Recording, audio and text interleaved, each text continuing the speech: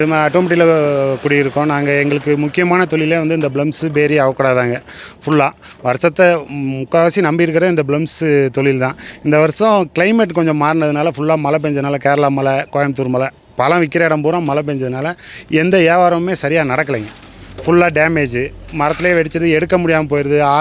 மழை பெஞ்சா போய் ஆளுகளும் வேலை செய்ய முடியாத சூழ்நிலைக்கு ஆயிடுறோம். கொண்டு வந்து இங்கே குப்பையில் வெடித்த பழம், டேமேஜ் பழத்தை இங்கே குப்பையில் தான் கொட்டுற மாதிரி இருக்குங்க. ஒரு நாளைக்கு கோயம்புத்தூர், கேரளா இதுன்னு பார்த்தீங்கன்னு வச்சுக்கோங்களேன், ஒரு 20 வண்டி போகும். ஒரு வண்டிக்கு 20 டன்னாலும் 40 டன் போகும். ஆனால் இப்போ வந்து 3 வண்டி 4 வண்டி போகுதுங்க. ஒரு 6 டன் 7 டன் இவ்வளோ தான் போகுது மொத்தத்துலேயே. வியாபாரம் ஆகுது. வேணான்றாங்க, பழம் வேணான்றாங்க.